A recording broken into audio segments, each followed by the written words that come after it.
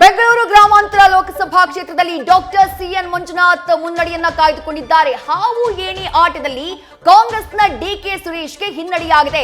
ಮತಗಳ ಅಂತರ ಹೆಚ್ಚಾಗಿದೆ. 6239 ಮತಗಳಿಂದ ಡಾಕ್ಟರ್ ಸಿಎನ್ ಮಂಜುನಾಥ್ ಮೈತ್ರಿ ಅಭ್ಯರ್ಥಿಯಾಗಿರುವಂತಹ ಡಾಕ್ಟರ್ ಸಿಎನ್ ಮಂಜುನಾಥ್ ಮುನ್ನಡೆಯನ್ನ ಕಾಯ್ದುಕೊಂಡಿದ್ದಾರೆ. ಒಂದು ಹಂತದಲ್ಲಿ ಡಿಕೆ ಸುರೇಶ್ ಮುನ್ನಡೆಯನ್ನ ಕಾಯ್ದುಕೊಂಡ್ರು. ಆದ್ರೆ ಈಗ ಮತ್ತೆ ಡಾಕ್ಟರ್ ಸಿಎನ್ ಮಂಜುನಾಥ್ 26,000 ಮತಗಳ ಅಂತರದಿಂದ ಮುನ್ನಡೆಯಲಿದ್ದಾರೆ ಅನ್ನುವಂತಹ ಅಪ್ಡೇಟ್ ಲಭ್ಯವಾಗ್ತಾ ಇದೆ. ಈಗ ಬಾಗಲಕೋಟೆಯಲ್ಲಿ ಒಂದು ಚೇಂಜಸ್ ಕಾಣಿಸ್ತಾ ಇದೆ. ಬಾಗಲಕೋಟೆಯಲ್ಲಿ ಬದಲಾವಣೆಗಳನ್ನು ನೋಡ್ತಾ ಇದ್ದೀವಿ. ಸಂಯುಕ್ತ ಪಾಟೀಲ್ ಮುನ್ನಡೆಯಲಿದ್ದಾರೆ, ಅಲ್ಪ ಮತಗಳ ಅಂತರದಲ್ಲಿ ಮುನ್ನಡೆಯಲಿದ್ದಾರೆ. ಬೆಂಗಳೂರು ಗ್ರಾಮಾಂತರದಲ್ಲಿ ಡಾಕ್ಟರ್ ಮಂಜುನಾಥ್ 26,000 ಮತಗಳ ಲೀಡ್ ಅನ್ನ ಪಡ್ಕೊಂಡಿದ್ದಾರೆ. ಬೆಂಗಳೂರು ಗ್ರಾಮಾಂತರದ ಅಖಾಡ ಬದಲಾವಣೆಯ ಮುನ್ಸೂಚನೆಯನ್ನು ದಾಖಲಿಸ್ತಾ ಇದೆ. ಬೆಂಗಳೂರು ಗ್ರಾಮಾಂತರದಲ್ಲಿ ಡಾಕ್ಟರ್ ಮಂಜುನಾಥ್ 26,000 ಮತಗಳ ಲೀಡ್ ಅಲ್ಲಿದ್ದಾರೆ. ಸೊ ಇದು ಡಿಕೆ ಸುರೇಶ್ ಅವರ ಪಾಲಿಗೆ ಅಲಾರಾಮಿಂಗ್ ಮತ್ತು ಸಮಸ್ಯೆಯ ಮುನ್ಸೂಚನೆ ಬೆಂಗಳೂರು ಗ್ರಾಮಾಂತರದಲ್ಲಿ ಕಾಣ್ತಾ ಇದೆ. 26,000 ಮತಗಳ ಲೀಡ್ ಅನ್ನ ಬೆಂಗಳೂರು ಗ್ರಾಮಾಂತರದ ಡಾಕ್ಟರ್ ಮಂಜುನಾಥ್ ಸಂಪಾದಿಸುವ ಮುಖಾಂತರ, ಸಾಧಿಸುವ ಮುಖಾಂತರ ಡಿಕೆ ಸುರೇಶ್ ಅವರಿಗಿಂತ ಈ ಹಂತದಲ್ಲಿ ಬಹುದೂರಕ್ಕೆ ಹೋಗಿದ್ದಾರೆ. ಕಲಬುರಗಿಯಲ್ಲಿ ಕಾಂಗ್ರೆಸ್ನ ರಾಧಾಕೃಷ್ಣ ಅವರಿಗೆ ಮುನ್ನಡೆ ಸಿಗ್ತಾ ಇದೆ. 427 ಮತಗಳಿಂದ ಮುನ್ನಡೆಯನ್ನ ಕಾಯ್ದುಕೊಂಡಿದ್ದಾರೆ. ಬಿಜೆಪಿಯ ಅಭ್ಯರ್ಥಿ ಉಮೇಶ್ ಜಾಧವ್ಗೆ ಹಿನ್ನಡೆಯಾಗಿದೆ ಅನ್ನುವಂತಹ ಅಪ್ಡೇಟ್ ಲಭ್ಯವಾಗ್ತಾ ಇದೆ. ಕಲಬುರಗಿ ಲೋಕಸಭಾ ಕ್ಷೇತ್ರಕ್ಕೆ ಸಂಬಂಧಪಟ್ಟ ಹಾಗೆ ಲಭ್ಯವಾಗ್ತಾ ಇರುವಂತಹ ಅಪ್ಡೇಟ್. ದಕ್ಷಿಣ ಕನ್ನಡದಲ್ಲಿ ಕ್ಯಾಪ್ಟನ್ ಬ್ರಜೇಶ್ ಚೌಟ 9,000 ಮತಗಳ ಅಂತರದಿಂದ ಮುನ್ನಡೆಯಲಿದ್ದಾರೆ ಅನ್ನುವಂತಹ ಅಪ್ಡೇಟ್ ಸಿಗ್ತಾ ಇದೆ. ದಕ್ಷಿಣ ಕನ್ನಡದಲ್ಲಿ ಕ್ಯಾಪ್ಟನ್ ಬ್ರಜೇಶ್ ಚೌಟಾಗೆ 9,000 ಮತಗಳ ಲೀಡ್. ಕಾಂಗ್ರೆಸ್ನ ಅಭ್ಯರ್ಥಿಯಾಗಿರುವಂತಹ ಪದ್ಮರಾಜ್ ಅವರ ವಿರುದ್ಧ ಕ್ಯಾಪ್ಟನ್ ಬ್ರಿಜೇಶ್ ಚೌಟ 9,000 ಮತಗಳ ಲೀಡ್ ಅನ್ನ ಪಡ್ಕೊಳ್ಳುವ ಮುಖಾಂತರ ಬಿಜೆಪಿ ಅಲ್ಲಿನ ತಂತ್ರಗಾರಿಕೆ ಏನಿದೆ ಅದು ವರ್ಕೌಟ್ ಆಗುವ ಮುನ್ಸೂಚನೆ ಕಾಣಿಸ್ತಾ ಇದೆ. ಅಲ್ಲಿ ನಳಿನ್ ಕುಮಾರ್ ಕಟೀಲ್ ಅವರ ವಿರುದ್ಧ ವಿರೋಧಿ ಅಲೆ ಇತ್ತು. ಆ ಕಾರಣಕ್ಕಾಗಿ ಅಭ್ಯರ್ಥಿಯನ್ನು ಬದಲಾಯಿಸಿದ್ರು. ಅಲ್ಲಿ ವರ್ಕೌಟ್ ಆಗುವ ಮುನ್ಸೂಚನೆ. BY ರಾಘವೇಂದ್ರ 15,000 ಮತಗಳ ಮುನ್ನಡೆಯಲ್ಲಿದ್ದಾರೆ. ಗೀತಾ ಶಿವರಾಜ್ ಕುಮಾರ್ ಹಿನ್ನಡೆಯನ್ನು ಅನುಭವಿಸ್ತಾ ಇದ್ದಾರೆ.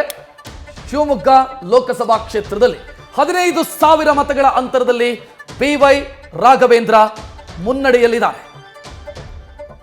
ಶಿವಮೊಗ್ಗ ಲೋಕಸಭಾ ಕ್ಷೇತ್ರ ಸಾಕಷ್ಟು ಕುತೂಹಲಕ್ಕೆ ಕಾರಣ ಆಗಿದ್ದಂತಹ ಕ್ಷೇತ್ರ. ರೈಟ್, ಮೈಸೂರು ಕೊಡಗು ಲೋಕಸಭಾ ಕ್ಷೇತ್ರದ ಅಪ್ಡೇಟ್.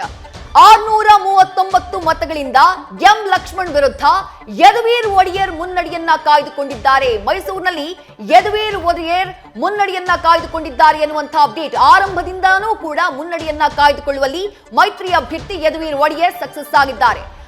ಅಂತರ ಕಡಿಮೆ ಇದೆ. 693 ಮತಗಳ ಅಂತರದಿಂದ ಎಂ ಲಕ್ಷ್ಮಣ್ ಅವರ ವಿರುದ್ಧ ಮುನ್ನಡೆಯನ್ನ ಕಾಯ್ದುಕೊಂಡಿರೋದು ಯದುವೀರ್ ಒಡೆಯರ್.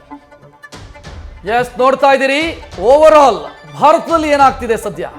324 141 ಅರ್ಧಕ್ಕೆ ಅರ್ಧ ಅಂದ್ರೆ ಆ ರೀತಿಯ ಅಂತರವನ್ನ ನೀವು ನೋಡ್ತಾ ಇದ್ದೀರಿ. 37 ಅದರ್ಸು 321 144 ಅಂತಂದ್ರೆ ಇನ್ನು ಅದಕ್ಕೆ ನೀವು 41 ಕ್ಷೇತ್ರಗಳ ಫಲಿತಾಂಶವನ್ನು ಆಡ್ ಮಾಡಬೇಕಾಗತ್ತೆ.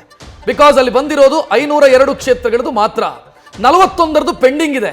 ಸೊ ಇಲ್ಲಿ 324 ಪ್ಲಸ್ ಇದು, ಅಲ್ಲಿ 144 ಪ್ಲಸ್ ಅದು. ಸೊ ಆ ಕಾರಣಕ್ಕಾಗಿ ಇದು ಇನ್ನೂ ಹಿಗ್ಗತ್ತೆ ಇದರದ್ದು ವ್ಯತ್ಯಾಸಗಳು. ಇದೇ ರೀತಿ ಫಲಿತಾಂಶವೂ ಕೂಡ ದಾಖಲಾಯಿತು ಅಂತ ಅಂದ್ಕೊಂಡ್ರೆ, ಯಾಕಂತಂದ್ರೆ ಒಂದೇ ಗಂಟೆ ಆಗಿರೋದು ಕೌಂಟಿಂಗ್ ಸ್ಟಾರ್ಟ್ ಆಗಿ 1 ಗಂಟೆ ಆಗ್ತಾ ಬಂತು. ಸೊ ಈ ನಂಬರ್ಸ್ ಬಂದ್ರೆ ಎಕ್ಸಿಟ್ ಪೋಲ್ಗಳು ಏನ್ ಪ್ರೆಡಿಕ್ಟ್ ಮಾಡಿತ್ತೋ ಅದರ ಹತ್ರ ಹೋಗ್ತಾ ಇದೆ. ರಾಯಚೂರಿನ ಅಪ್ಡೇಟ್ಸ್ ನ ಗಮನಿಸ್ತಾ ಇದ್ದೀರಿ. ಕಾಂಗ್ರೆಸ್ನ ಜಿ ಕುಮಾರ್ ನಾಯಕ್ ಮುನ್ನಡೆಯನ್ನ ಕಾಯ್ದುಕೊಂಡಿದ್ದಾರೆ. ಬಿಜೆಪಿಯ ಅಭ್ಯರ್ಥಿ ಹಾಲಿ ಸಂಸದ ರಾಜಾ ಅಮರೇಶ್ವರ್ ನಾಯಕ್ಗೆ ಹಿನ್ನಡೆಯಾಗಿದೆ. ರಾಯಚೂರಿನ big update. G Kumar Nayak ಮಾಜಿ IAS ಅಧಿಕಾರಿ ಮುನ್ನಡೆಯನ್ನ ಕಾಯ್ದುಕೊಳ್ಳುವಲ್ಲಿ ಸಕ್ಸಸ್ ಆಗಿದ್ದಾರೆ. ಹಾಲಿ ಸಂಸದರಾಗಿರುವಂತಹ ಅಮರೇಶ್ವರ್ ನಾಯಕ್, ರಾಜಾ ಅಮರೇಶ್ವರ್ ನಾಯಕ್ ಅವರಿಗೆ ಹಿನ್ನಡೆಯಾಗಿದೆ ಎನ್ನುವಂತಹ ಅಪ್ಡೇಟ್ ಲಭ್ಯವಾಗ್ತಾ ಇದೆ.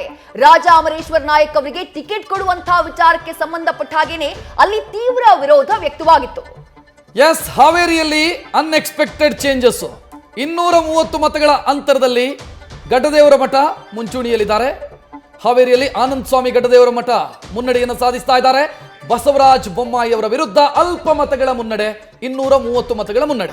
ಕಲಬುರಗಿಯಲ್ಲೂ ಕೂಡ ಹಾವು ಏಣಿಯ ಆಟ ಆರಂಭ ಆಗಿದೆ. ಮುನ್ನಡೆಯನ್ನ ಸಾಧಿಸಿದ್ದಾರೆ ಬಿಜೆಪಿಯ ಉಮೇಶ್ ಜಾಧವ್. ಹಾಲಿ ಸಂಸದ ಉಮೇಶ್ ಜಾಧವ್ 1010 ಮತಗಳಿಂದ ಮುನ್ನಡೆಯನ್ನ ಕಾಯ್ದುಕೊಂಡಿದ್ದಾರೆ. ಉಮೇಶ್ ಜಾಧವ್ ಖರ್ಗೆ ಅಳಿಯ ಮಲ್ಲಿಕಾರ್ಜುನ ಖರ್ಗೆ ಅವರ ಅಳಿಯ ರಾಧಾಕೃಷ್ಣ ದೊಡ್ಡಮನಿ ಅವರಿಗೆ ಹಿನ್ನಡೆಯಾಗಿದೆ ಅನ್ನುವಂತಹ ಅಪ್ಡೇಟ್ ಲಭ್ಯವಾಗ್ತಾ ಇದೆ.